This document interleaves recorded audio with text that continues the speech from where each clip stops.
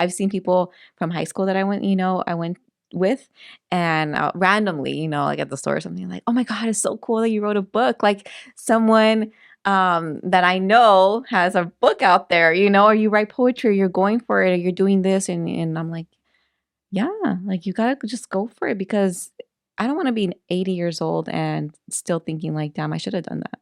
I want to be 80 years old and known that I fucked it up a lot, but I went for it. And if it worked, it worked. If it didn't, it didn't.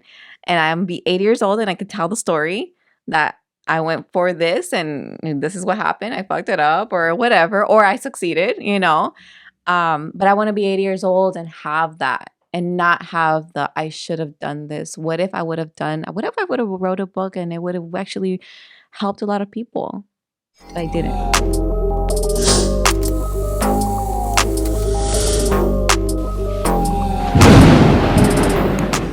Wednesday, but then afterwards, like we deliver up until like Christmas Eve. Oh, okay. No, I can bring it one. I bring them here, right? Yeah. Okay. I work literally like 2 minutes from here. Really? Yeah.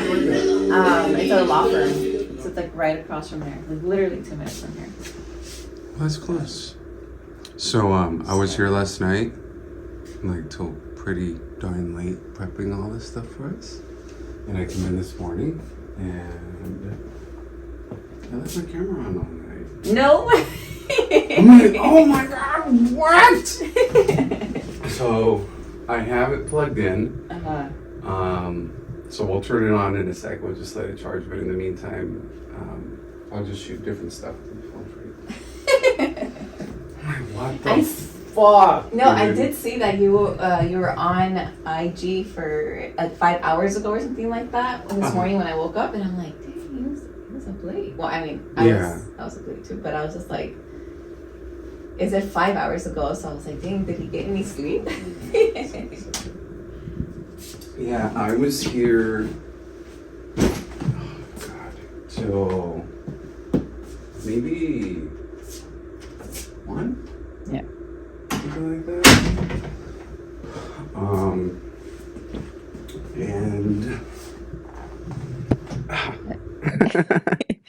And yeah, my camera was on the whole fucking time. The whole night.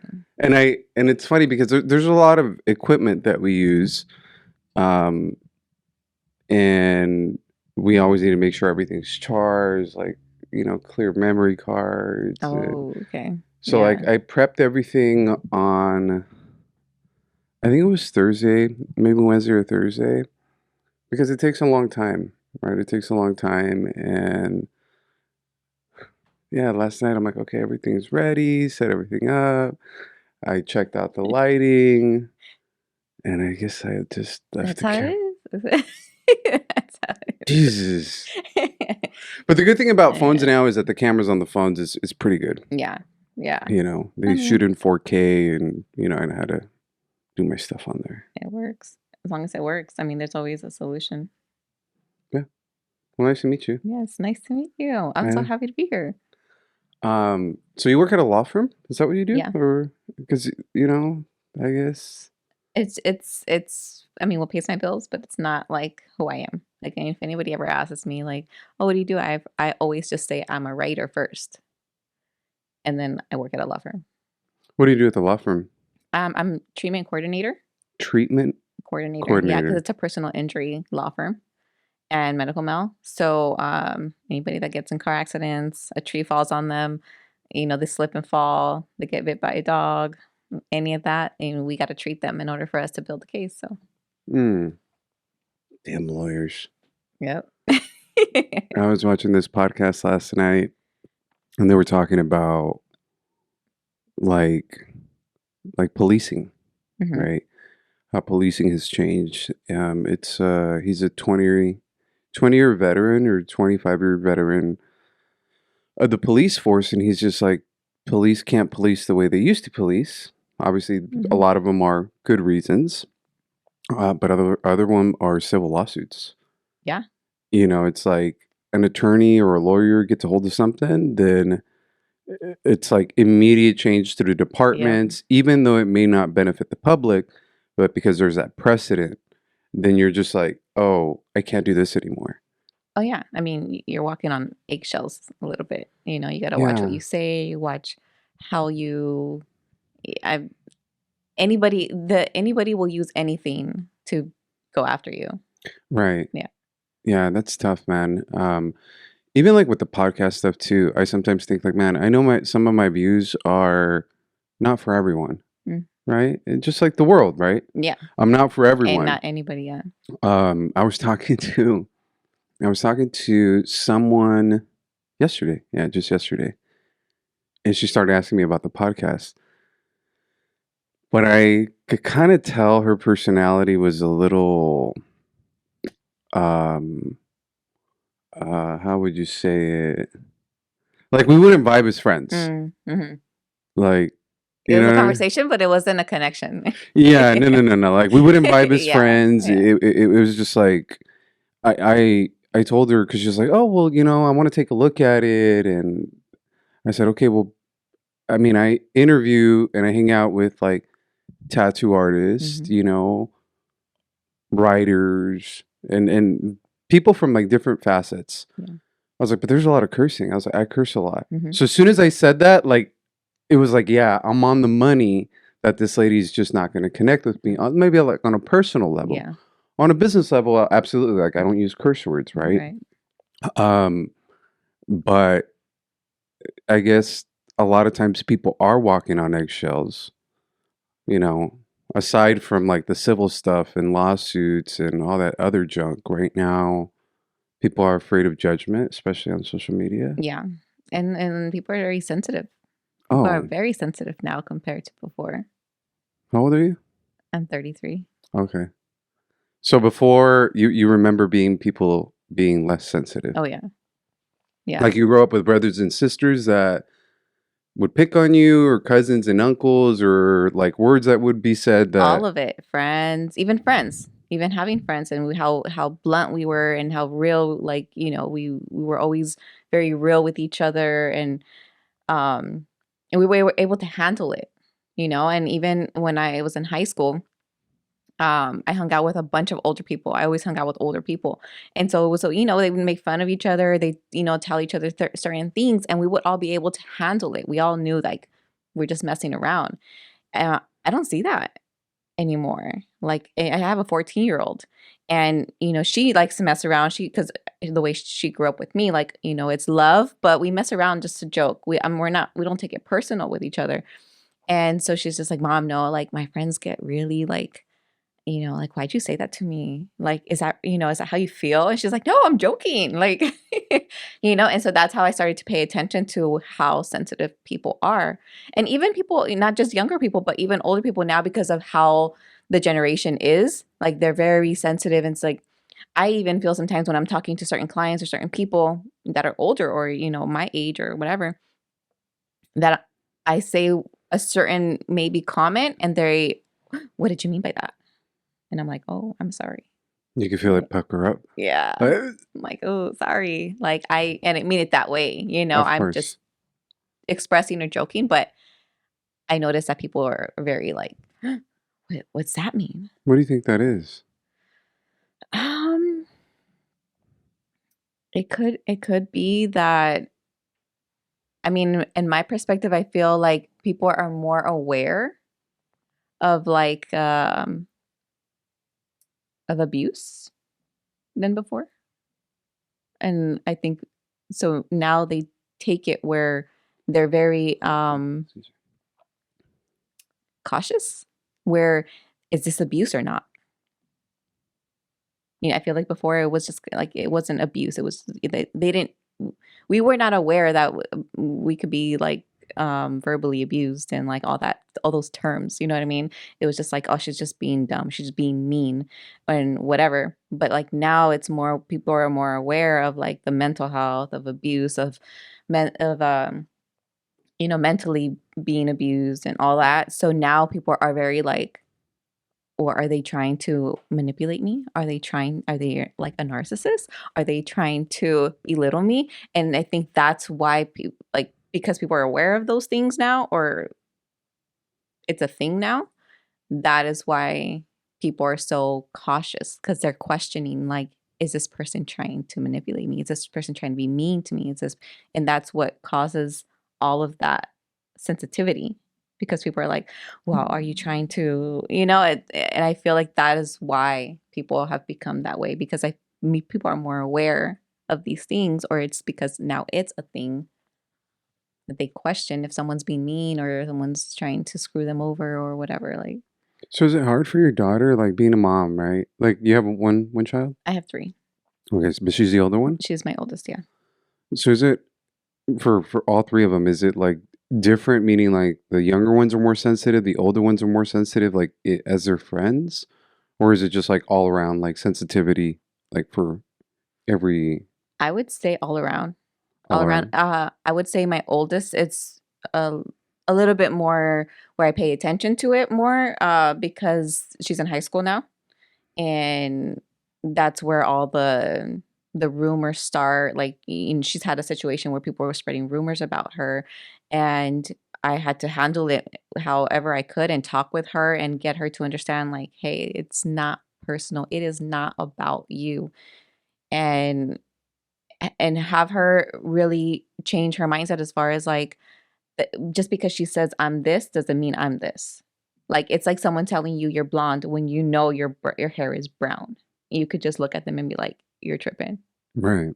you know? So I always try to remind her that, like, just because someone says something about you, it's not personal. Maybe that they have a, bad day. Maybe they don't, something's going on at home. You never know. And people project. And so I feel like I have to constantly with her remind her, like, hey, don't take it serious. Don't take it personal. It's not about you. And for her, I feel like she tells me all the time, Mom, honestly, um, the way that you've raised me is so different from my friends and their parents. And she's like, she said, always tells me I'm very grateful. She's like, because I get to now like help my friends like with their mental like, stuff. She's like, because a lot of my friends are just like always sad, and they don't like, they have no motivation, and they just feel like everything is happening to them. Everything's my fault. Everything's this, or they blame other people for things. And she always tells me like, yeah, it's hard that like that she has a certain mindset because of me, to not allow them to affect her, because they don't think the same. But she's like, but I get to help them.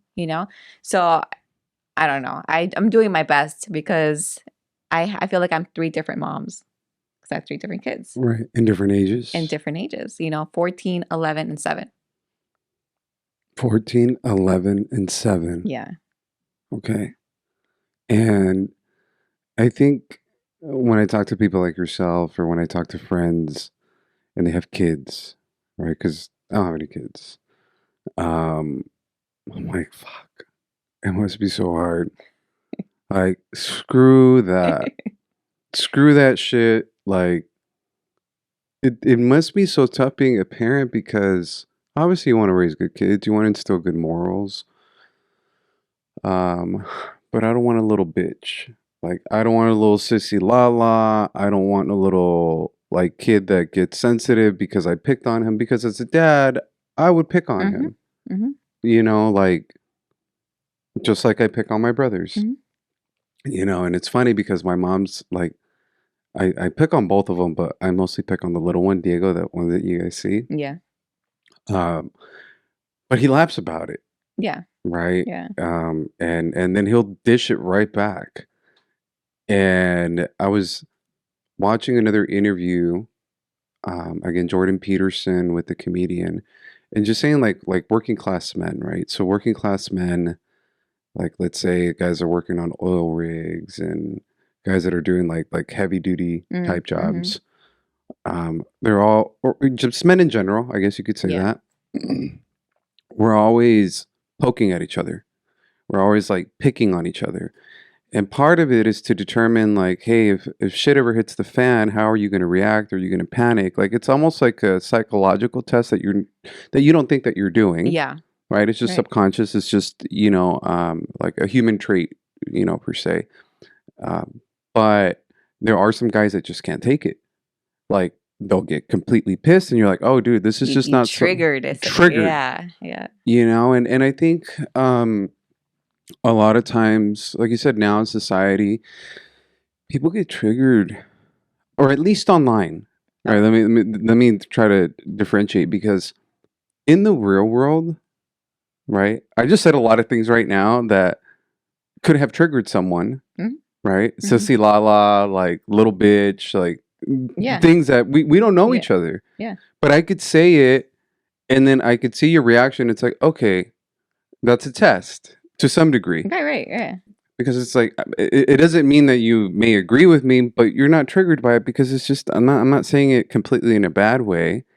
And but if there was someone here where I would say that and I see them immediately pucker up, yeah, I know we're not friends. yeah. I can talk to you, I can respect you, but I know that I need to pull back, Hmm. and that's okay, Yeah, right? That's okay. Like not everybody is like the Sunday school like type personality, like mind their P's and Q's and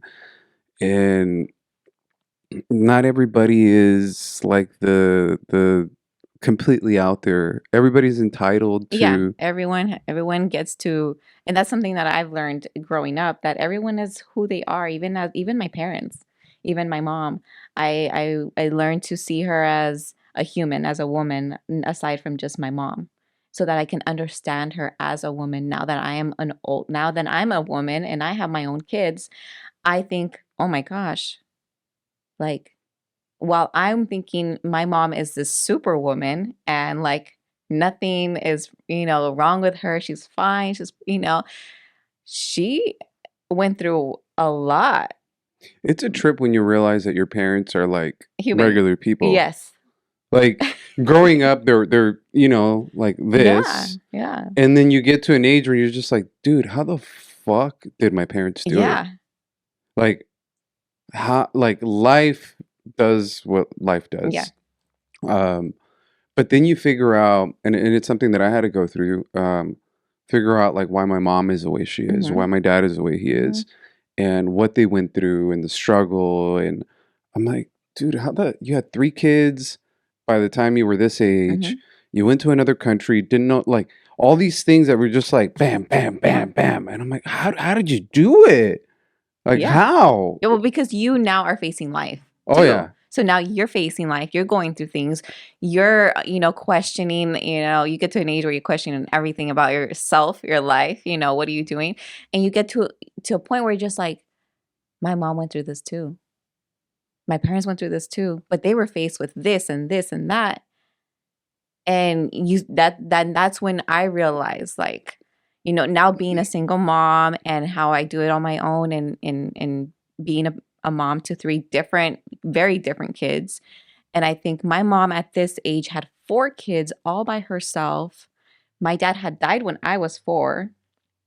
So I'm like, okay, that is a situation. You know what I mean? Now that was, a struggle.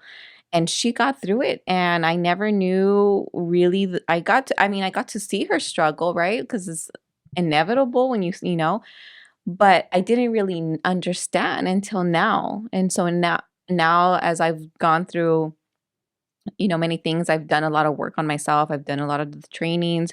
I've learned a lot where I'm able to see her as a woman, as a mom. And now I see she's my mom still, but now when I feel like our connection is more of like like a friend. Where What's your now, mom's name? Rosa.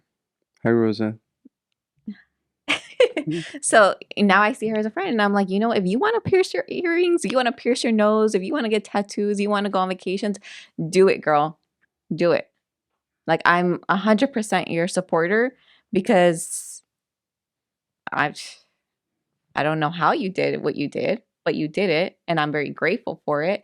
Not that it was perfect, everyone has healing from their parents no matter what, but I respect her effort and what she did and how she handled the situation that she did, because it could have gone a very different way. It's you know how you're talking about your daughter and she's helping other kids, right? So I've had a very blessed relationship, I would say, with my parents. Um, my dad has changed throughout the years, and he has changed because his side of the family is a family that doesn't talk about problems. Hmm. His side of the family is, or it's just it's different, Hmm. right? My mom's side, it's like they're loving, they're always together, they're always talking, they're always hanging out. It's my mom, her two sisters, and my uncle, and they sometimes just get together and they're just, my uncle's house in the mountains, just talking. I'm like, dude, you guys are crazy.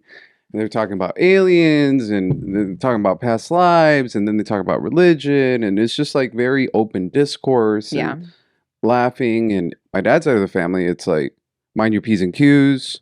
You can't say this, you can't say Yeah. that. Like, very strict. Like, that's how my dad is. That's why I've said many times my dad was a drill sergeant. Hmm. My dad was mean. My dad was not nice. My dad was loving, but my dad was very, very, very strict. Yeah. Like, as soon as he came home, like, we were running to pick the toys up, Yeah. you know? Yeah. And it was 9 times out of 10, my dad would get home and yell, pick this up and pick this up. And why haven't you done this? And it was just totally different than my mom. Hmm. So that's why I said throughout the years, my dad changed, right? Throughout the years, my dad became more understanding. He became more part of, let's say, that other side opened up. Okay. I still, to this day, he has a hard time saying I love you. Yeah. Like a very hard time saying I Yeah. love you. Yeah. He just left to El Salvador, and I was talking to him on the phone as Diego was taking him to the airport. And I always tell him I love him. Yeah. Always. And I said, I was like, I love you. He's like, okay, yeah, también. Okay, te quiero, bye. So he has said maybe I love you, like in that, like a response, maybe I would say twice. Um, but there has been occasions where he will have a direct conversation with me, Hmm. and he will tell me, I love you. Yeah. I love your brothers. But like in a simple, like Yeah. it's like he almost wants to get off the Yeah. phone. It's uncomfortable. But I guess the point of what I was trying to say is that I was blessed on the other side, like with my mom, with her openness. Yeah. What's going on? Talk to me. And, we would tell my mom everything. And then none of my friends had that. Hmm. None of my friends that I remember had the type of relationship that I had with my mom. Yeah. And I'm like, damn, that's fucked up. Right? Because Yeah. we're all stupid little kids Yeah. talking to each other. Yeah. Like, Nobody knows what they're nobody doing. knows what they're doing. And there's no adult Yeah. like telling us anything to do or how to process it or how to deal Yeah. with it, with women, with bullies, with just life in general. When you're a child, like the world's falling apart. Yeah. You don't really know what's right and what's wrong, like aside from what you learn, but it could be certain situations and you're questioning, you're asking your friends, which is in the same situation. You guys are 14 years old trying to make a Exactly. decision. It's like, Like you're two little dumb 14-year-olds. Like, what good can come out of two little yeah. 14-year-olds? Yeah. Yeah. And that's why I feel very, that with my daughter, she's very open with me. Uh-huh. To an extent where sometimes I'm like, I don't need to know this, but I will listen. Mhm. I let her. I always ask her, because if she's like venting to me, or she's just telling me what's going on with so and so and this happened and blah blah blah, I ask her, do you want my advice or do you want me to listen? Yeah, that's one of the things that my mom told me once. When you talk to someone, people just want to be heard. Yeah. It's not you're not there to solve their fucking Yeah. problems. Hmm. It's like a psychologist, right? A psychologist doesn't tell you, like, they don't solve your problems. No. They just hear you, and eventually you'll, just through probing questions, eventually you'll get to the answer Yes. yourself. Yeah. So I learned that skill when I was a lot younger, just to listen. Just to listen. One of the things that irks me, like, I want to pull my hair out. I don't have any, but I If want you to pull do. my fucking hair out. It's people who constantly interrupt. Yeah. right? It's obviously, right now we're having a conversation. It's fine. But when I mean, I need to vent sometimes, or maybe I'm talking to clients, and those people that just like they're waiting for their moment, and I cannot stand it. It is one of my pet peeves. Yeah. People who cannot listen, Yeah. but they didn't have my mom as their mom, so no one taught them how to listen. Yeah. No, and it's true. I wasn't taught to listen. I No, learned that. okay, Yeah. I learned that because of what I needed. you needed someone to listen to. Yeah. So I learned, okay, like, By the way, yeah. I know it's gonna get cold in here, Oh, you're so if fine. you are, let me know, and No, no, I'm good. okay. Yeah. No, that's how I learned to be an active listener is what I've learned it. It's um and I've gotten to practice it more with my daughter because at first when she would talk to me, I would be like, okay, so this is happening, so this, and so I'm gathering information, and I'm like, okay, but why this? And she would be like, Mom, just stop. And I'm like, oh, okay, you don't want my opinion. You don't want me to help you. You want me to just listen. Okay. And so that's how I was able to really I would do it with friends. Like, I would, when my friends would be venting and crying or letting things out, I would just, because I can't solve their problem. Because I can't, sometimes I'd be like, I don't know what to tell you, and I would just listen, hug them, give them, but I noticed that because my daughter, as a mom, you want to be able to help her, guide her, like, all that. And I learned that what really helped her was her just, and I'm like, okay, okay. And then after she was done, she's like, and this is most of the time, after she's done talking and she's venting or whatever, but this is what I'm going to do, and I'm like, okay, well, there you go. Yeah, Yeah. So I 100% agree on when someone is ready to, they're just like, they're not even listening because they're already thinking of what they're gonna say. So they're not actually listening because they're already like, oh, this is what you got to do. And I'm like, I don't need that. I know what I need to do. I just need to listen to what's happening inside here. there's this book. It's called "Act Like a Lamb, Sell Like a Lion." Act like a lamb and sell like a lion. Tom Hopkins. So one of the things that he says in his book, I read this book when I was 17 or 19, between 17 and 19, and it's something that my mom instilled in me is listen, right? So obviously it's a sales book. Mm-hmm. Um, and so what I do for a living is sales, Mm-hmm. right? That's all I do. And I was talking to a friend earlier this week, and I was telling her women will tell you exactly what they want. If we're talking about like the opposite sex, right? Women will tell you exactly what they want if you listen. Mm-hmm. So will your clients. If you listen, you have to listen to clues, you have to listen to words, you have to listen to tone. You have to actively listen, not hear, Yeah. because if you want to be a manipulator, right, which is not I don't want to be that. Mm-hmm. Um I want to be able to, let's say on the client side, be able to understand what's really important to them. Yeah. Sometimes people don't know how to communicate. Sometimes people don't know how to articulate, right? Yeah. Like that's they don't have that skill, Yeah. whatever. Um, sometimes people just go on, I don't know, long ass sentences to say one thing.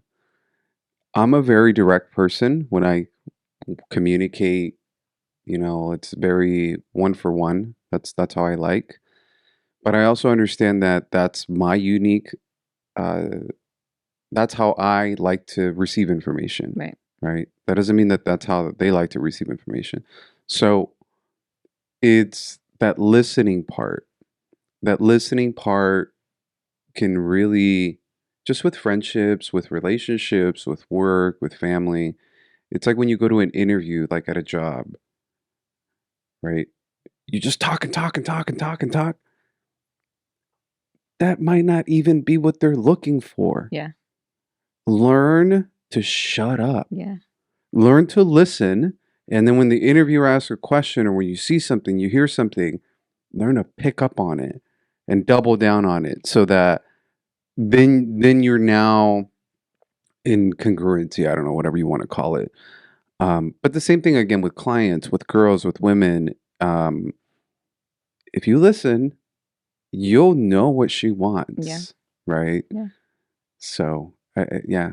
But that book really, really helped me out. He says that a lot. He says one of the things that um, I don't know what was the point of this thought was, but highly successful saleswomen, they start off very soft, like with their approach, right? Like a lamb, like a very soft Mm-hmm. approach, and they start having a lot of success. But then they start getting to other levels, and there's a lot of men, right, Oh, at the yeah. higher Yeah. levels, like very competitive and stuff. Yeah.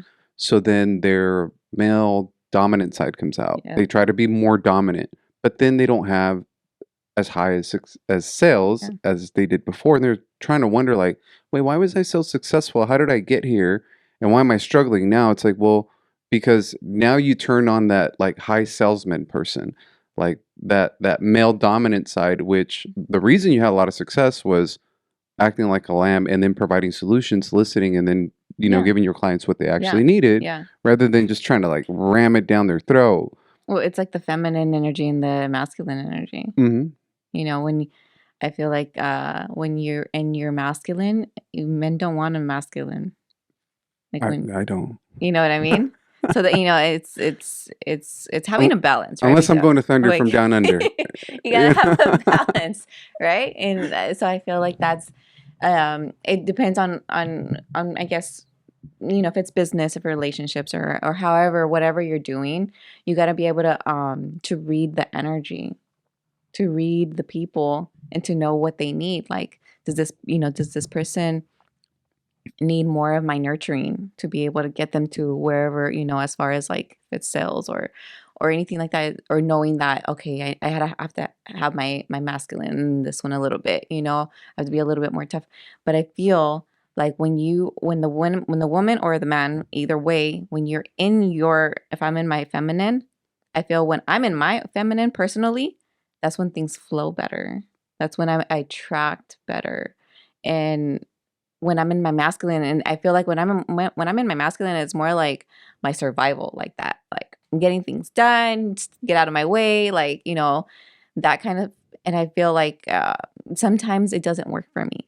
Sometimes it doesn't work because it's not natural.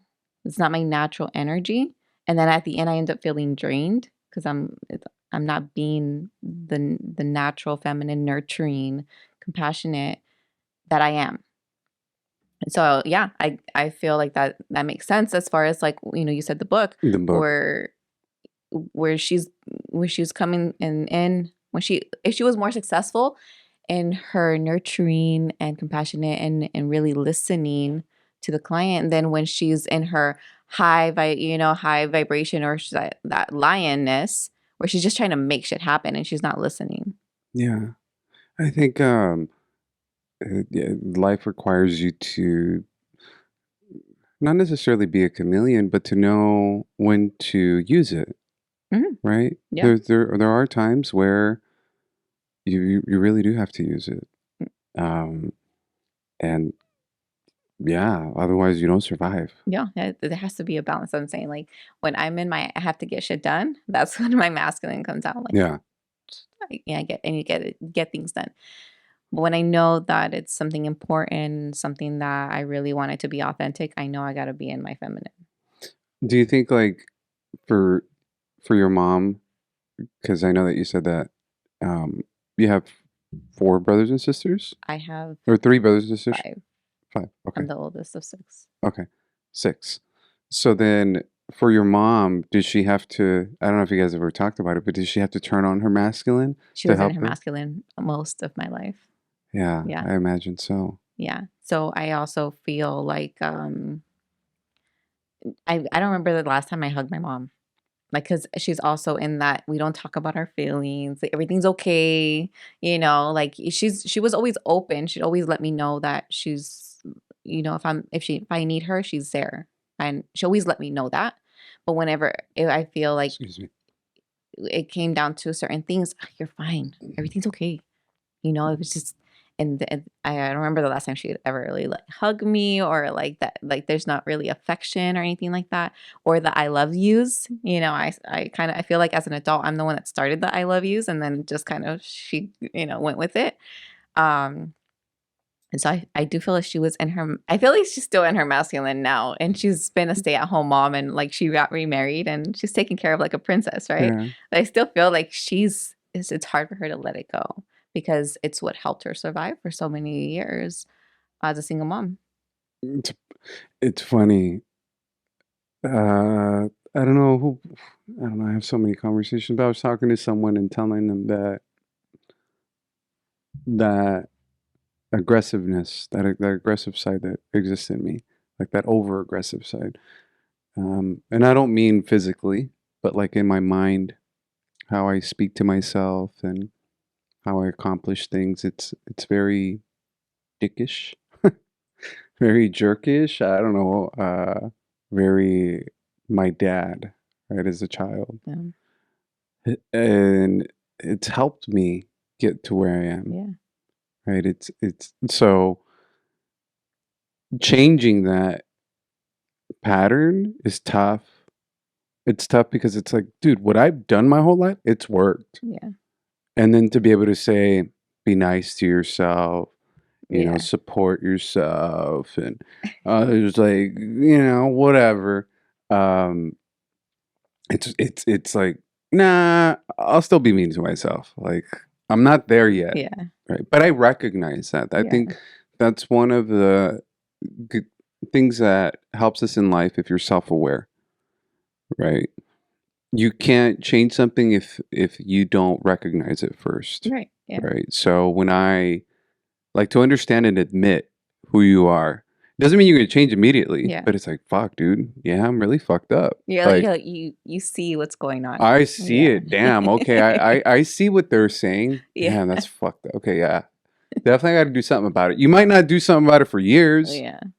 but if you don't see it and someone's telling you you are a certain way or you're like, nope, nope, nope. Like, well, then I can't fucking help Yeah. you. I can't help you.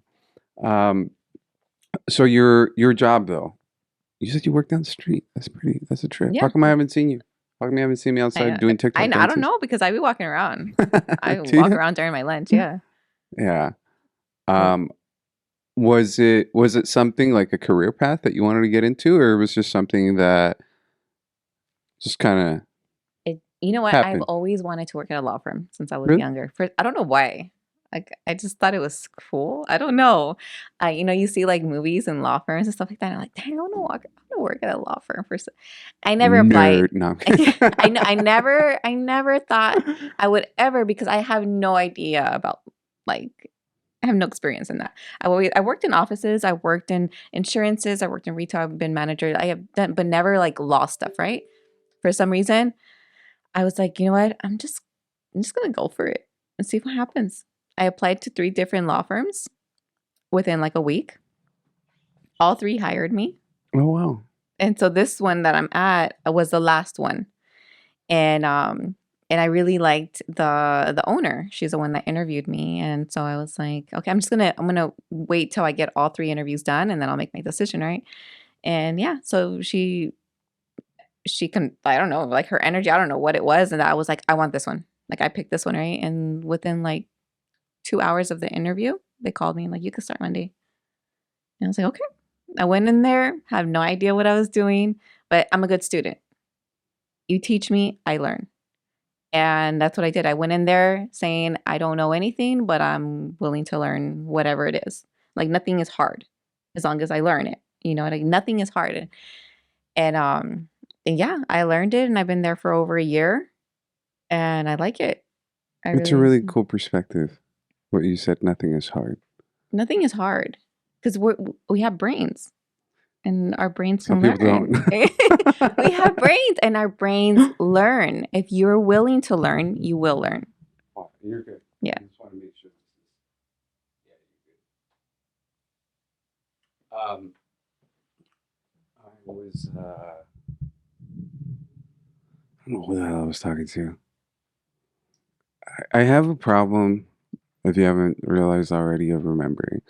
Um, I really have a difficult time remembering a lot of things. I choose to completely forget. Yeah. Right? Like but after this, I have more appointments at noon. I have things to do like in the afternoon, in the evening, my day tomorrow. So like by the time Monday comes, this conversation will feel like a month Yeah. ago.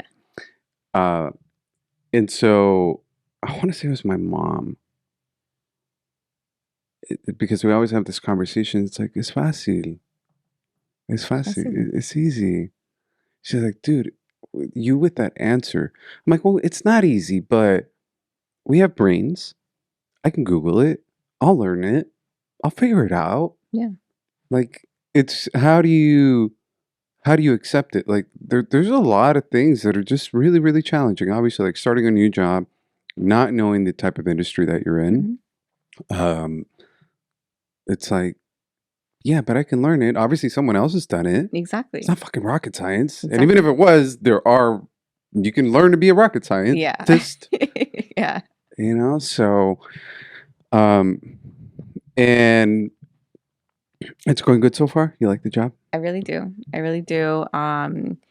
It was when I went into it, it wasn't the position that I had originally applied for.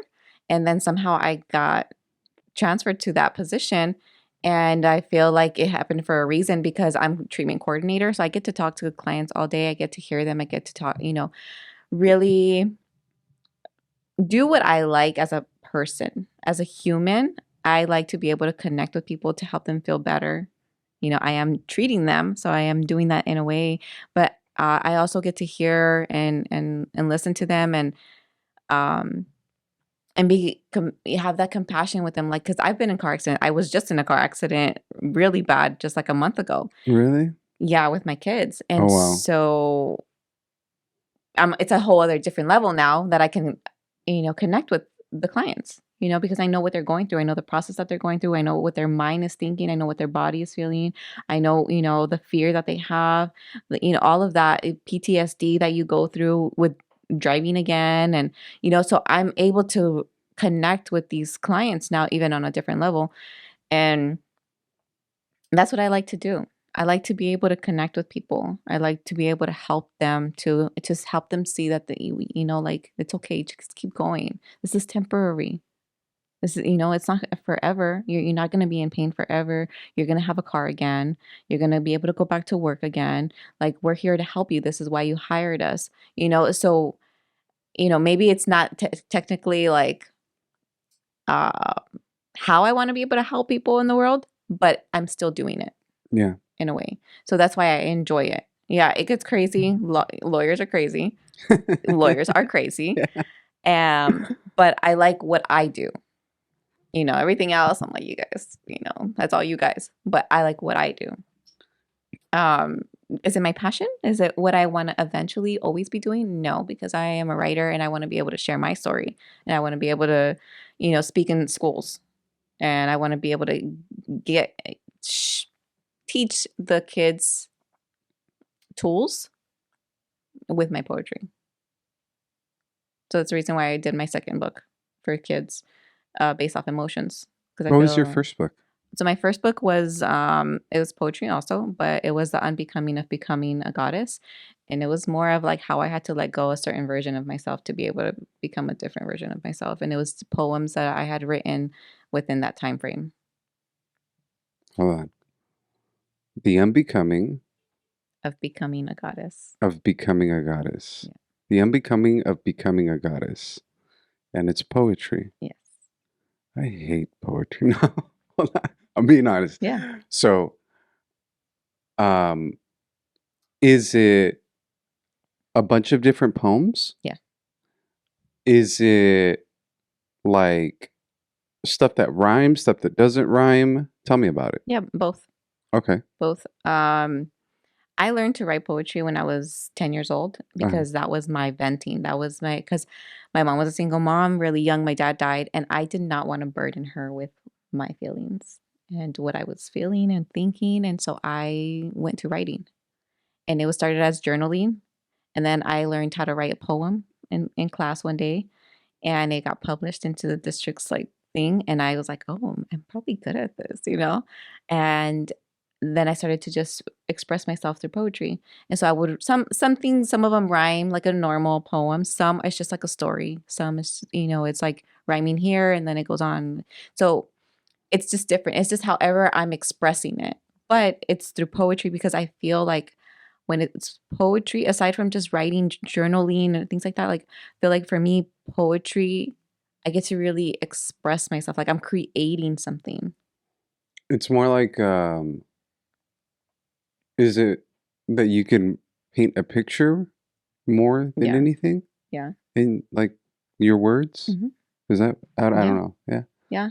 Um, I have poetry books. I have Robert Frost. I think it's Robert Frost. I'm pretty sure it's Robert Frost. Hmm. And I also have this other book. I have like few poetry books, and I try to read them.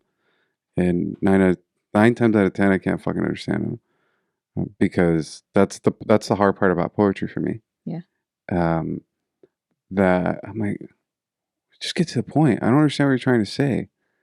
Uh, but you're reading it rather in your mind rather than reading it out loud. Hmm. Like I feel like when you read it out loud, it can, or at least for me, it's helped me actually understand it. Yeah. Um, and the other one is death poems that by people that were dying, written on their Oh. deathbed. Uh-huh. Um, I don't know if they're Japanese or Chinese, Hmm. but they're death poems, and it'll tell you the name of the person, the monk that wrote it, like their last words that they said as a poem, Yeah. and those are really interesting. Those are like, man, that's fucking Hmm. crazy. Like I'll share it with you. I'll Yeah. share it with you. Yeah. Um, that one really caught my attention, right? And then the Robert Frost stuff, I'm like, well, this guy's like a great poet, supposedly. Hmm. So let me try to understand it. I want to try to understand it. Yeah. Like, what does it mean? But I have a friend who um, wrote poetry. He said he was going through a really difficult time in his life, and he said he just wrote something and he shared it on social media, and people were messaging him like, "Dude, what the fuck? I feel this way. Yeah. You describe exactly how I Yeah. feel." Yeah. And I understood it. I remember because he sent it to me. Hmm. We're having a conversation, and he told me he did it, and because he was talking to me about my art, and then then he shared his art. That was Yeah. a form of art for Yeah. him, of expression. Yeah. And then when he shared it with me, I'm like, damn, that's fucking crazy because I understand this shit. So when I say I hate poetry, I'm being facetious, I'm being a jerk, but I don't hate it. There's certain types of poetry I definitely don't like, just like certain types of Yeah. music. I'm just like, Yeah. dude, what? I turn that Yeah. off, What please. is I this? love music, but there's some music, no, no, no, no, no, no, Yeah. no. So do you do like readings? Like, do you get up there and do readings, and then the people do? I've never done one of those. I Really? I want to do one of those. I want to. I want to. I've never done one of those. Like a reading of your poems? I'm I've sure we I've can. done it in the schools. Okay. I've done it in schools. I've never done it like at a place, like like the poetry place. And I'll I go with you. yeah, let's do it. Oh, I know how to Let's clap really yeah, loud. you know how to snap. Oh wait, snap. I Yeah, I've always wanted to do one of those. think you should. I think it Yeah, should be a challenge that you should do for your New Year's resolution. yeah. See how Like, many I can do. yeah, it's just Yeah. do you have a problem with public speaking? No. Mm. Mm-mm. Um, but you said that those poems, the ones that you wrote, were you were becoming someone new, right? Yes. Well, not Unbecoming and becoming? yeah. So I was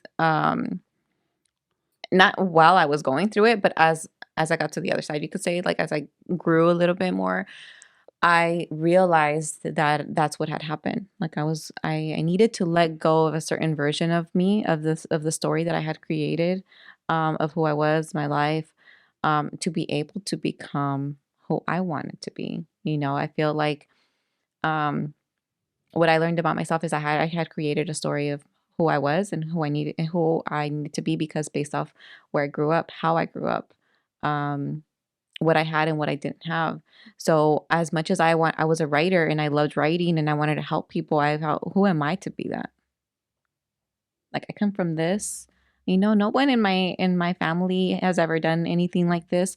No, I mean, I say in the environment I grew up is because I grew up with my dad and my uncles all being gang members, and they all died from gang related, life, and that whole just the whole gang relations stuff.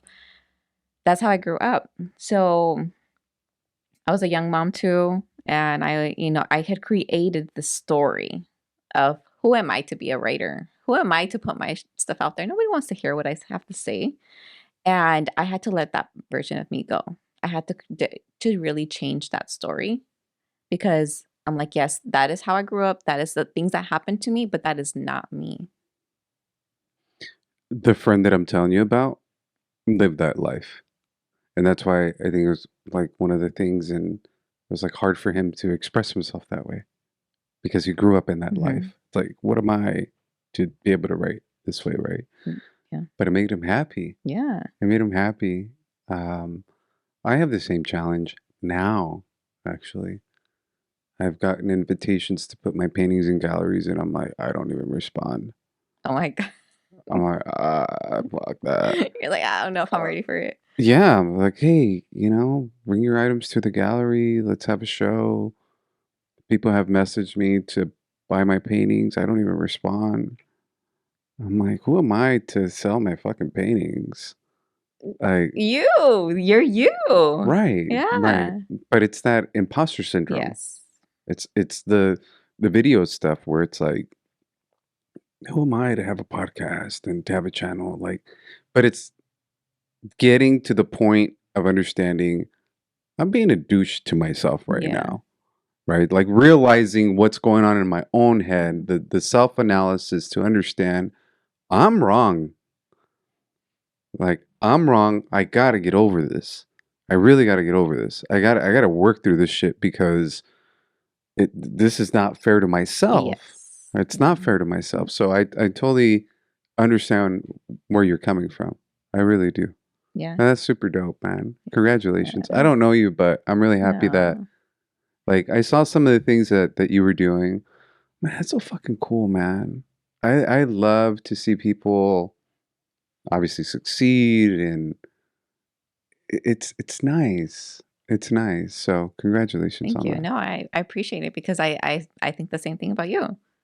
I think your paintings, the podcast, just I also watch you, and I'm like, that's super cool. Like, I also like to see people go after, things that and I mean, not anybody can just do a podcast. No, not they could, but they're not going to. And when people go for it, that's where I'm like, okay, he goes for it, I can go for it. Like, it's that transaction that you give to people. And I feel like people get that from me too. Like, oh, she went for it. I've seen people from high school that I went with, and randomly, like at the store or something, like, oh my God, it's so cool that you wrote a book. Like, someone that I know has a book out there, or you write poetry, you're going for it, or you're doing this. And I'm like, yeah, like, you gotta just go for it, because I don't wanna be 80 years old and still thinking like, "Damn, I should have done that." I wanna be 80 years old and known that I fucked it up a lot, but I went for it, and if it worked, it worked. If it didn't, it didn't. And I'm be 80 years old and I could tell the story that I went for this and this is what happened. I fucked it up or whatever, or I succeeded, but I want to be 80 years old and have that, and not have the, I should have done this. What if I would have wrote a book and it would have actually helped a lot of people? But I didn't. Um,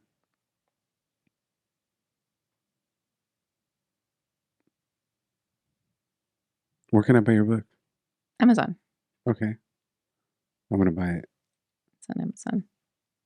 I want to buy it. It's gonna go in my library. I'll read it. I promise. Okay. And then when I don't understand it now, I can call the author and be like, "Yo, what the What is fuck this one does about? this mean?" That's one of the most frustrating things. Like I like reading. It's so stupid. I always pick it up. The Count of Monte Cristo, right? Um, it's like a thick ass book like Okay. that. Uh-huh. It's written very long time ago, Okay.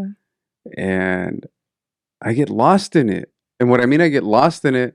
I'm reading. Wait, what the fuck did I just read? And then Yeah. I gotta go, oh, Jesus Christ, what did I just read? Yeah. Or I'll be 20 pages into it, like 20 pages forward. Yeah. I'm like, wait, there's this name. That's one of the things that I for me to understand whatever it is that I'm reading, I can't skip through names. Like if it says John Mm-hmm. or Kevin or whatever the hell it is. Um, I feel like sometimes I skip, like my natural way that I read, I skim. That's how I Mm-hmm. read. Mm-hmm. Like most documents, like I'm looking for keywords. That's how Keywords. I always, that's how I could read fast. Mm-hmm. Like, it's like that, like speed reading type thing. Yeah. But then when I'm reading a novel and then I'll skip through a name and then I'm like a couple pages down, I'm like, fuck, I skipped over that name. So then I got to go back, John, and then find John again. And then here's John and then find John again. Like, what Yeah. the hell? Who is It's John. John? Who is John? So I have nobody to call. I can't call the author, but in this case, I can call Yeah. you. Call me. I was like, And okay, you're break writing it your down. second one? My third. Your third one? Yes. The second one was the children one. Yes. Okay, gotcha. So what was different? Well, obviously it's different, right? If it's for children. Yes. But why children? Because of your kids? No. Or? I wasn't planning to write kids poetry. Uh-huh. My fifth grade teacher still teaches fifth grade. Okay. And we're still in touch. And she had asked me one day, "Do you have any poems that I can read in my class? Because we are doing poetry in our curriculum now." And I was like, "Oh, not my book. Like, not my poetry. It's all like deep stuff, I was like, "But I can make one. I can create one." I was like, "What do you want it to be really like? What do you want them to get out of it? And she's like, self-discovery, they're implementing in the curriculum, self-discovery, poetry, self-expression, all of that. They're implementing it into the curriculum. And I was like, okay. So I wrote one, and gave it to her. I didn't think nothing of it. I was just like, it's just a poem that they're going to use, right? Well, she used it. The kids really liked it. She really liked the way that she was able to, I guess, put it in the curriculum. Then other teachers asked her for it, and then she's like, "Your poem is doing really well, like in classes." And she's like, "Why don't you do a kids book, and we can try to get it into the schools, And I was like, "Well, okay." Like, that was like a challenge because I'm like, I only ever write my personal, experiences or whatever. So I was like, okay, what is my intention with this? If I get to be in the classes, and what do I want to teach them, but at a kid friendly level? And so I was like, I'm going to do it about emotions. Because as a kid, I feel I was only taught happy, sad, and mad. We don't just have those. We have grief, we have shame, we have guilt, we have frustration. Like, we have all of those. And if I can teach the kids now, as young, the different emotions, and what you can do through them, or how you can understand them, I feel like that would help them, and then to have to learn all these different emotions as an adult. And so I based every poem based off a different emotion. And so in the poem, I'm teaching them what you feel in the emotion, but what you can do, how to understand it. It's like through anger. One of the anger ones, it's like, it's okay to be angry, but what is it? It's okay to be angry, but I'm teaching them like what's happening in their body, and it's okay what's happening, but don't project it on others. It's okay. Don't get mad at yourself for being angry. It's okay to be angry, but it's not good for you. Go for a walk. Go, go outside, look at the sky. So it's like a lot of the poems are telling them like it's okay, but get out of it. And so I wish I brought my book. I could have brought it so I can read too, but that was my intention with the kids book. I was never planning to write a kids book. But when she gave me the opportunity, and with writing the book and publishing it and everything, I've gotten to be able to go into school. I've gone to 6 different schools and be able to teach them poetry and help them write it and help them understand. And that's like a manifestation for me, because that's what I've always said I wanted to do. I wanted to get into the schools, and this was my opportunity. I didn't know it was going to be this way, right? Um, that's why I did the kids one, but it was never like something I ever thought I was going to do. But that's what has actually gave me a lot of the opportunities that I've had. So, I mean, that's how the universe works, right? Like, I have a friend. I was watching some stuff last night as I left the camera on the whole night. And he says, you know, fuck it. I'll get in where I fit in. And I'll take those, because it's acting, right? So I'll take those low roles. Like, I'll take that. I'll take that because that got my foot in the door. mm-hmm. And I didn't know that that was getting my foot in the door. Yeah. Almost like, all right, screw it, whatever. Yeah. But like looking back, it's like, damn, that was my opportunity that got me this, that got me this, that got me that. And then you realize like this is actually what I wanted. Yeah. Right. Yeah. So it's like serendipitous, like, oh shit, like, okay, cool. Right. Yeah, it's the little steps that get you, and I feel like the little steps or the little promises or the little opportunities is where it gets you where you want to go. Yeah. Because you think you want something and you don't know how it's going to happen. And it's not going to come knocking at your door, but you don't pay attention to the little opportunities or the little decisions that you're making that actually get you to where you want to go until later. I should really call those places back. Yeah. One of the things too is people have asked to commit for me to commission paintings. Again, I don't respond. Or the ones that I have talked to, they're really trying to convince me, and I'm like, dude, look, I only paint what I like. Mm-hmm. If I don't like it, I'm not painting it. So what you're sharing with me right now, it's almost like it's a challenge, right? So maybe they want me to paint something Mm-hmm. that I don't necessarily care for, right? Like if someone says, "Oh, paint me some trees," like I don't like painting trees. You see my stuff? Like Yeah. I don't paint trees. Yeah.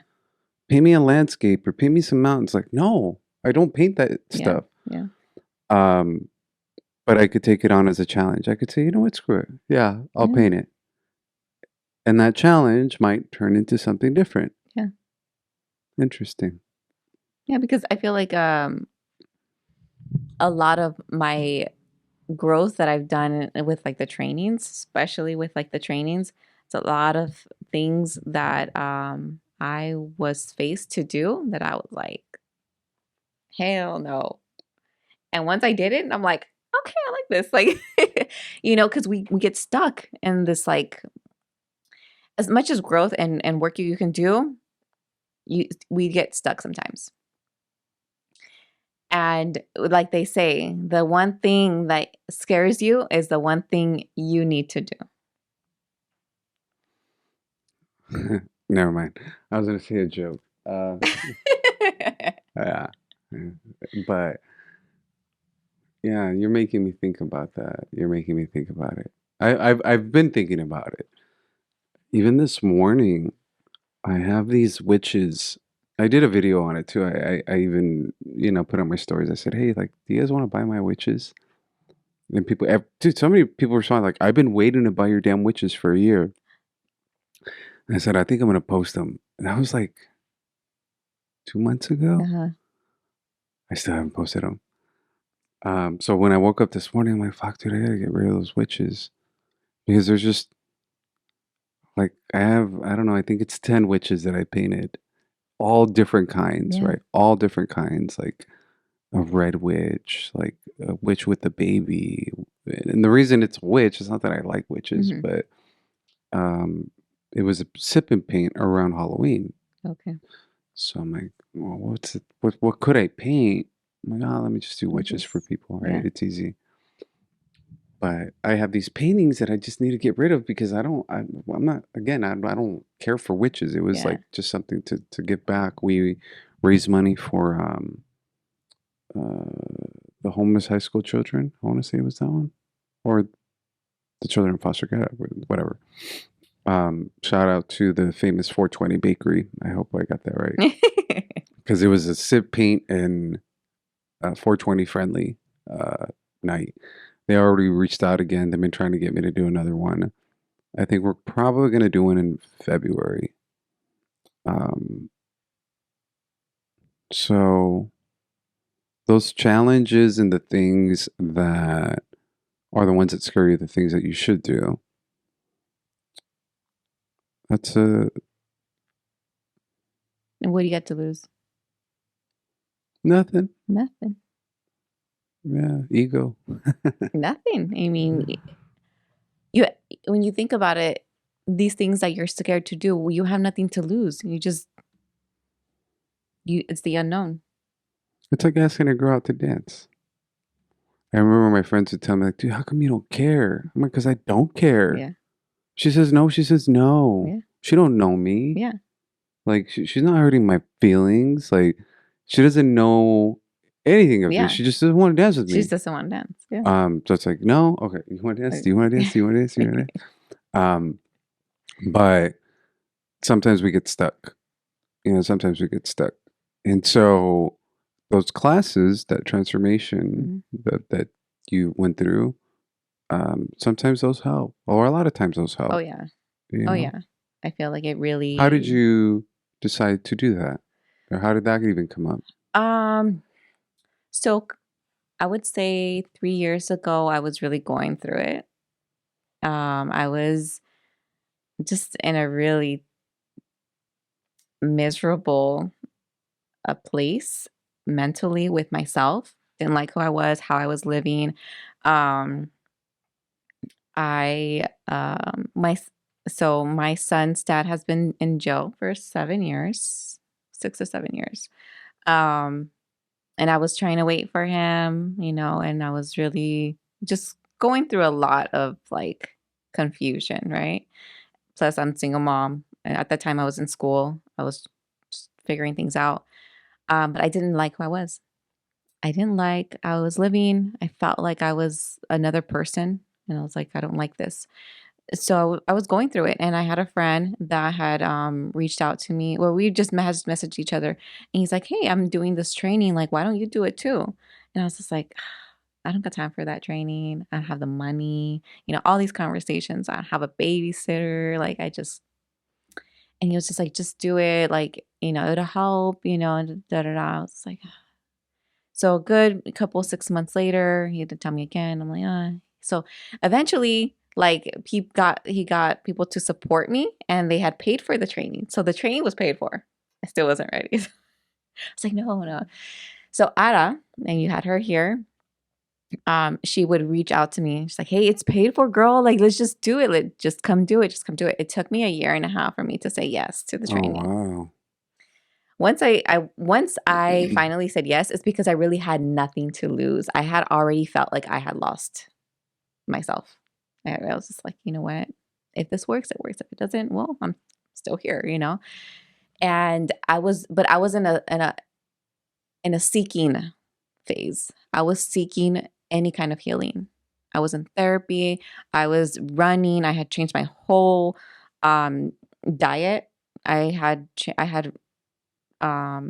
found out I had like ovarian cysts. So it was like a lot of physical stuff, mental stuff. So I was just in seek of any kind of healing, any kind of change. And so then I told Ada, I'm like, okay, let's do it. I don't care if I have to do the training with my kids in the room with me. I'm going to do it. And that's how I did it. I did the training because it was through COVID. So it was Zoom at the time when I first did it.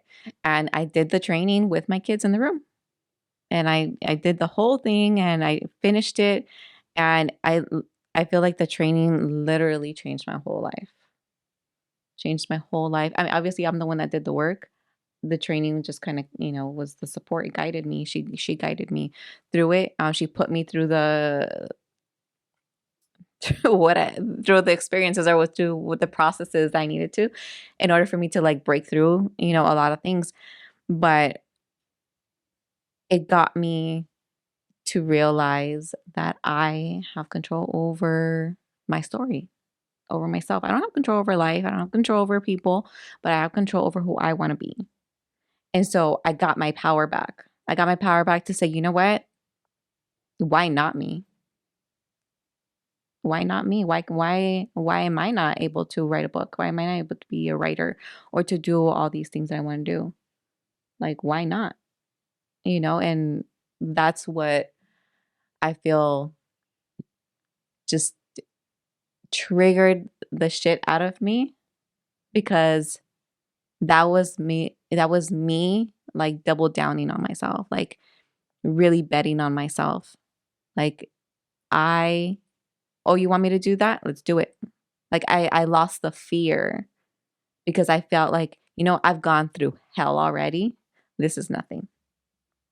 That's really cool, man. And that's how I see life now. I've already gone through hell. There's nothing scarier than that. So this challenge, this accident, this whatever is happening, I'll get through it because I already know what the worst feels like, and I got through that. So whatever else is I'm being faced with, I'm gonna get through it. I have the tools, I have the people that are gonna support me, and I already know that I can handle it. It's not gonna be easy. It's gonna be hard. Shit's hard. Sometimes shit's hard. When you're being thrown things that you are not prepared for, right? But I go through it. I allow myself to be human. I say, you know what, this is a human thing. Like, all this that I'm feeling and going through, this is a human thing. But as long as I'm still here, I can still figure it out, and I will. And when I even with this last accident, I as a human, I went through it, but I knew, okay, this is what I need. Like, when you really get to be aware of yourself, you know what you need in certain different phases and things that you're going through. You know what you need. Like, when you have a hangover, you need to drink water. You need to take a cold shower. You need to take an Advil. You need to eat toast. Like, what your body needs after a hangover, right? So when Another you beer? you need another beer, you know what I mean? Like, how to get yourself to, feel good again in a way, right? Yeah. Or when you're sick, you gotta take medicine. When you're aware of yourself and you're going through things and you're going through a situation, okay, what do I need right now? I need connection with my family, or I need connection with friends. I need someone to get me out of the box that, my mind is telling me, I need someone to get me out of that. I need to take care of my body. So I need to run. I need to exercise. I need to read because that gives me peace. Sitting in the sun for 20 minutes helps me a lot. But that's me, right? Like, because I already learned how my body is, how my mind works, how I get to like reprogram it, what I need. So when you're aware of it, you're able to get through any situation when you know what you need when you're going through things. And so that's I try to teach my kids this. What do you need right now? What's gonna make you feel good right now when you feel like the world is over? Because teenagers think the world is over all the time. What do you need right now? Oh, I need ice cream. All right, let's go get some ice cream. What do you need right now? And I feel like it's so important for people to be aware and to know what they need, because that's how that no one can save you. No one is going to come and save you. No one knows what you need, only you. So when you are aware of yourself and you are able to know what you need in certain situations, you're going to get through anything. So I want people to know that that people have a choice and everything. As long as you take care of yourself, be aware of what you need. As long as you are aware of what you need and you can take care of yourself, you can get through anything. How do you find that out, though? Learning about yourself. How? I feel like challenging yourself. I feel like for me, when I went through the training, that was me. That was a big challenge for me. And I was put through a lot of challenges that I was uncomfortable doing. And a lot of the trainings, this was like a big thing for me when we did the beach workouts. I thought I was going to die. I was like, literally, I'm probably just gonna pass out right now. I'm gonna die, right?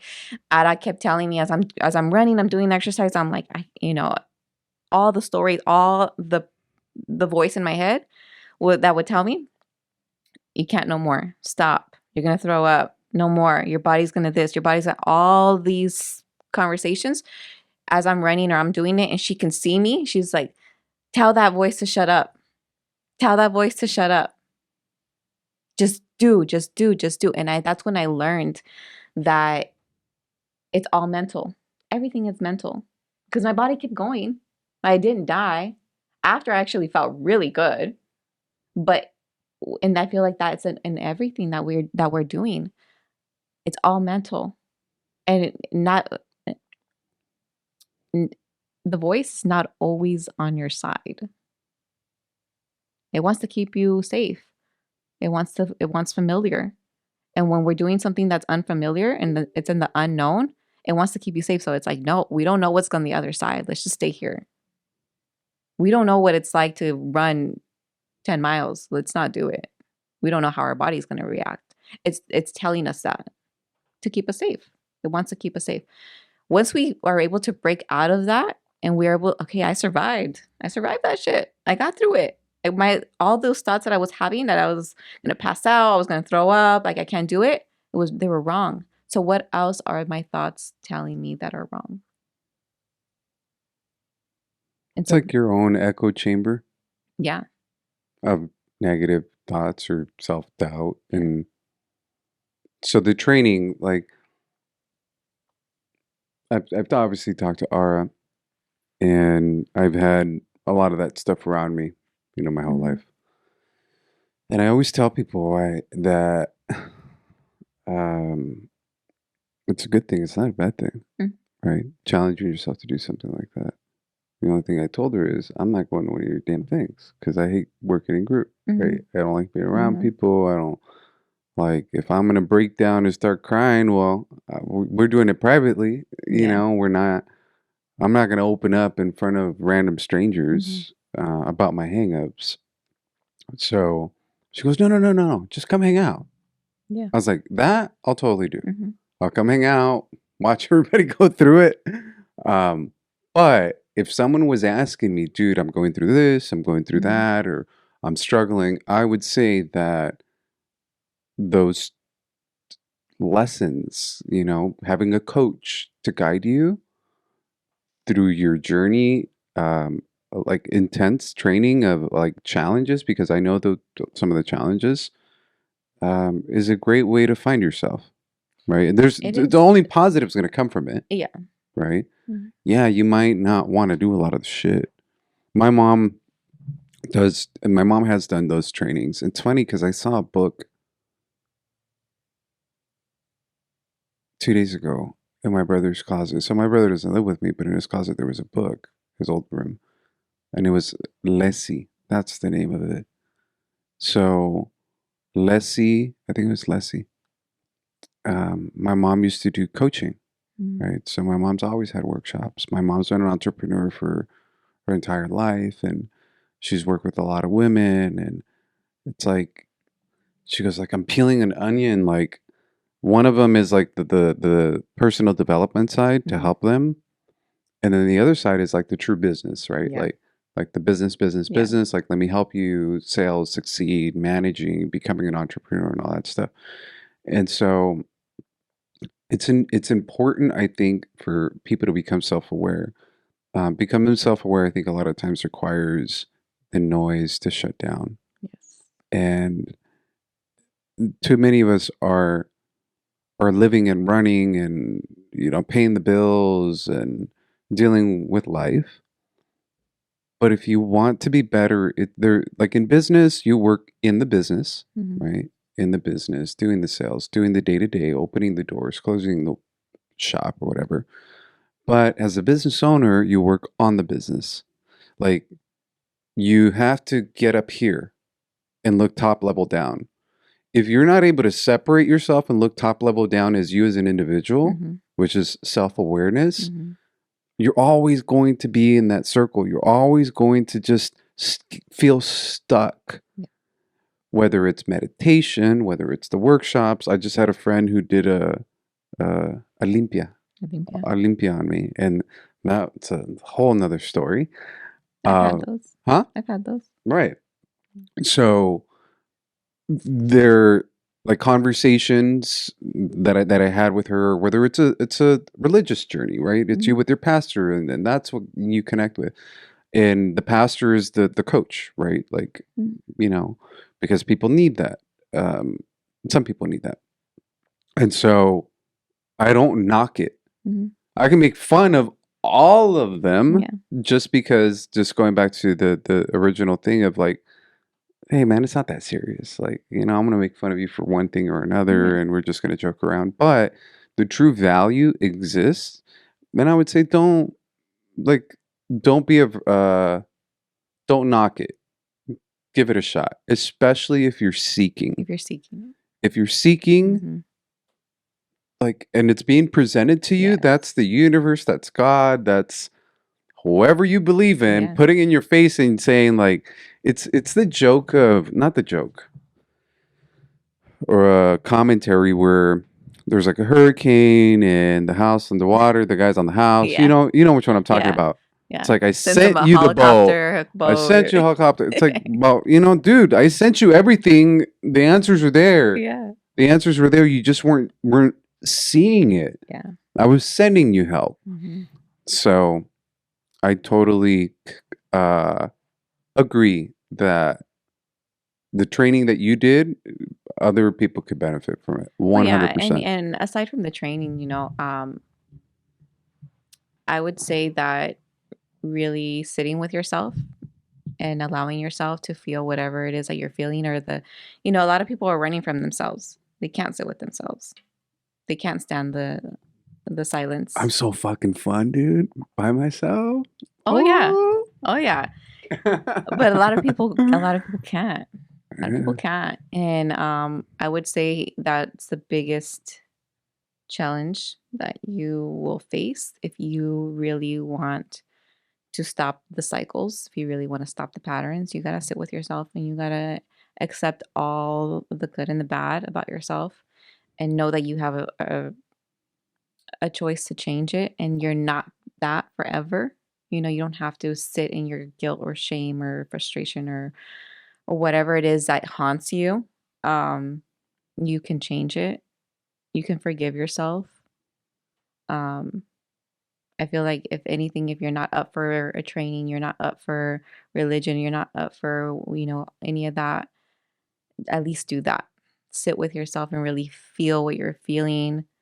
A lot of people don't like to cry. A lot of people don't like to face it, you know, but I've honestly 100% every single time I have felt anxious or any kind of overwhelming feeling that I didn't like and I was trying to run from, and I actually sat with it, and I let myself cry, I let myself yell, I let myself feel it. After, I felt so good because I let it go. And I understand, like, I'm just trying my best here. Like, ain't nobody told me how to live a life. No one tells you how to really live life. You just got to figure it out as you're going through it. So I would say, personally, without training or anything like that, you really want to stop the patterns, or you're just tired of being tired, or you're so in you want something different, sit with yourself. Sit with yourself, cry, whatever it is that you're feeling that you're tired of, sit with yourself, and allow yourself to say, hey, I fucked it up. I fucked it up. I messed up. I don't know what I'm doing, but I can figure it out. There's ways, there's people, there's books, there's Google, there's, you know, figure it out. If you want something different for yourself, figure it out. But stop running from yourself.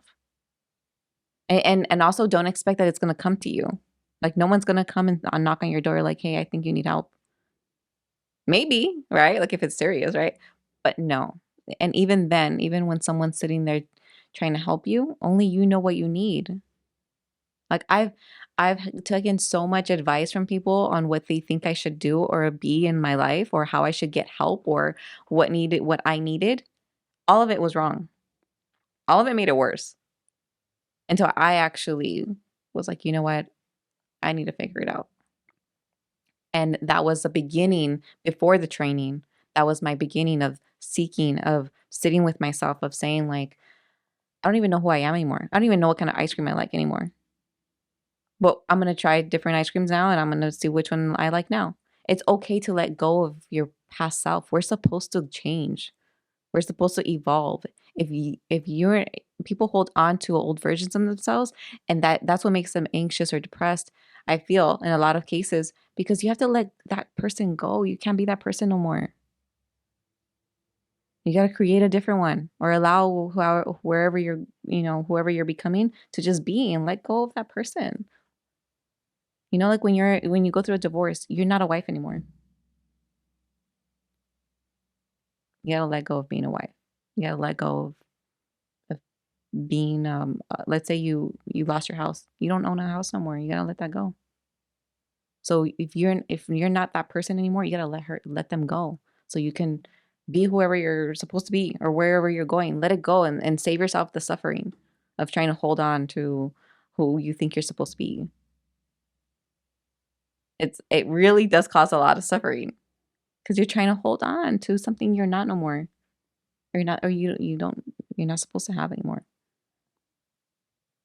It's like that's my biggest thing. It's like let it go. Let her go, let him go, and figure out where you're going and who you want to be.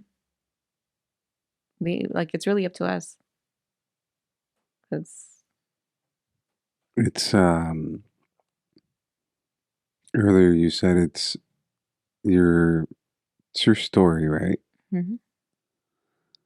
And we're just writing it every day. Yeah.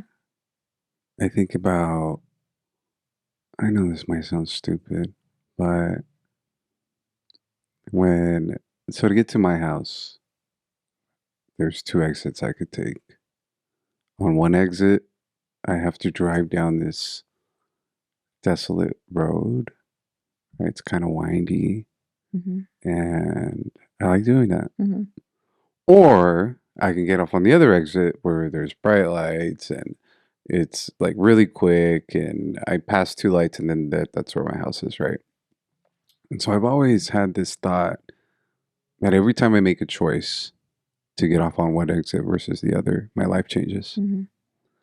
Because if I get off on the one that's the long, windy road, what if I avoided an accident on the second road? Or vice versa. Mm-hmm. Every single decision that you make, it's creating a future. Mm-hmm. And that future, I think it's better served for ourselves when we take the time to know what we really want or who we really are. Mm-hmm. You might not change. You might not change immediately. You might not change overnight. Mm-hmm. It might not be a workshop. It might not be religion. It could be a near death experience, for example. Um, but to take the time to sit with the most important person in your life, Yep. which is yourself, it's a challenge, but I believe that if you don't give yourself that opportunity, you're really not loving yourself. And part of what I do for a living is, well, not part of what I do. What I fucking do for a living is finance, Mm-hmm. right? So I help people look at their finances. I had someone recently and they're making this much money, but at the end of the day, they see this much money. And I had to walk them through like, this is where this money's going, and Mm-hmm. this is where this money's going. Like, this is why it's not working out for you, Yeah. right? I think you need to redistribute your money because in reality, you are making it. It is Mm-hmm. coming in. Mm-hmm. This is where my job comes in. Like from the outside looking in, I Yeah. can coach you through this process. The person's like, damn, I didn't see it that way. I'm like, no, of course not. Like, this is what I do Yeah. for a living, right? And so with adulting, because I think that's the biggest thing is adulting requires you to make ugly decisions. Not ugly decisions, but how could I put it? Tough decisions. To really look at, okay, well, what am I making? Let's say on the finance side, what am I making? What's my budget? What's my rent? Where am I spending? Mm-hmm. Where's my money going? Where's frivolous spending? Am I buying coffee at Starbucks? Am I being irresponsible? Right. So when you get to a certain age, if you don't do that, you're going to be fucked because you're just going to continue to dig yourself in a rabbit hole like of debt. Yeah. But with your emotions, with your career, with who you are as a person, if you don't take the time to take inventory, this is like financial inventory, Mm-hmm. but this is personal inventory, you're not going to get out of it. You know, someone said, and that's funny, it's three fucking different people that just came to mind. Um, Steph, Vic, and Joel. Get out of the matrix, bro. Those are the terms that they like to Yeah. use. Yeah. But in reality, that's what it is. You're just gonna be fucking stuck in the same shit Yeah. because you're not taking the time to figure it out. And again, that's life. On the finances side, sometimes I'm like, dude, you don't even know how much you make. How do you not know how much you make? Yeah. How do you not know what your bills are? Like, as a man, my job is to provide. Right. My job is to provide security. My job is to provide food on the table, like let's say financially, right? Mm-hmm. How the fuck am I being a good man if I don't know any of this shit? Like, You don't know where anything's going. I don't know, dude. Like, whatever, fuck, I work and I don't know, ask her. It's like, who the fuck is the man? Yeah. Like, you're passing on that responsibility to her Yeah. and she has to do it? Grow the fuck up. Like, in my mind, Yeah. right? Yeah. I can't say that. Yeah. Oh, I completely understand, Mr. and Mrs. Smith. So I would, it's like the whole dynamic changes Yeah. of how I explain Mm-hmm. things. But in life, you have to do that for yourself. No one else is going to do it for you. And no one knows. You know what I mean? Like, even if No one knows your dirty little secrets. Exactly. No one knows about my Grindr account. No, I'm kidding. No one knows what keeps you up at night. Yeah. You know what I mean? Right. And as much as you can do therapy or you can share, like, no one really knows what haunts you. Only you know what haunts you. Only you know what you hold. I mean, it could be like the most like simplest thing, like, oh, I didn't take my kids to Disneyland this year, and it haunts you all year. You know what I mean?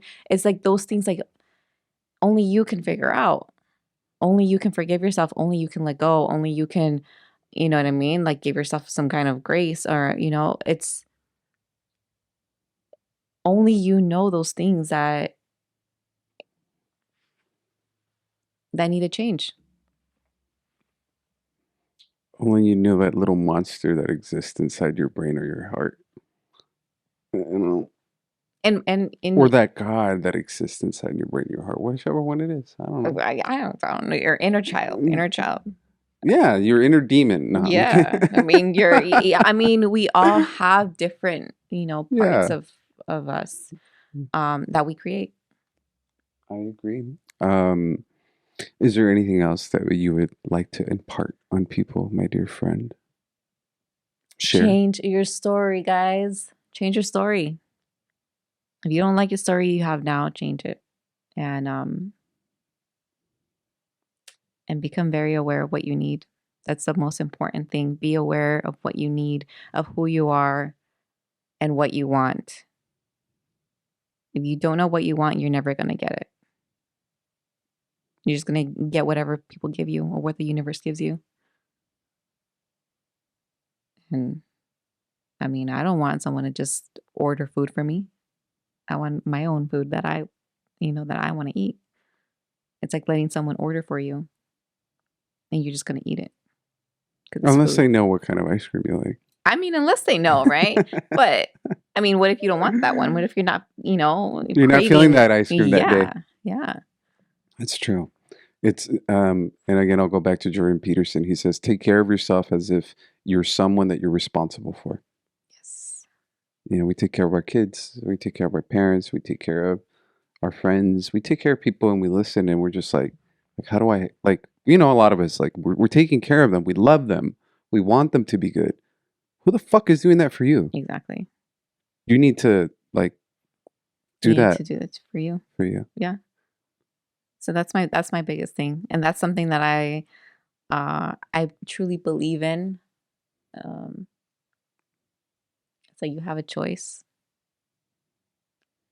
and it's not going to be easy because your old self is going to want to hold on to the familiar and what it knows, but it's okay. You're worth it, and you deserve it. Whatever it is that people want, that you are going after, or you're enough, and you are worth the risk or the decision or whatever it is. Go for it. Be unreasonable. And if you fuck it up, you fuck it up, and you have a good story later. So when you're 80, When you're 80 years old, you have a good story. You're like, yeah, I fucked it up, but I went for it. your books are on Amazon. My books are on Amazon. Both my Um, books. So, The Unbecoming of Becoming a Goddess, and Who Are You and Who Am I is the kids one. And stay tuned because I have a third one coming up. yeah, I'd like to get both of your. Actually, well, who can I? I'll get both. Because I like to support my friends. Thank you. I hope it was Mhm. okay. Yes. Yeah. Perfect. Okay. Super grateful. Cool. Yes. Thank you.